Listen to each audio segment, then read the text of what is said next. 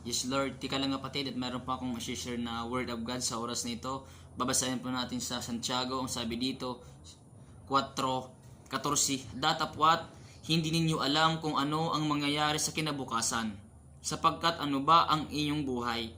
Ito ay parang isang singaw na lumilitaw sa kaunting panahon at pagkatapos ay naglalaho. Kapatid, ang sabi po ng Santiago 4:14 ay nagpapaalala sa atin na ang buhay ng tao ay pansamantala lamang at hindi tiyak tulad ng singaw na mabilis mawala.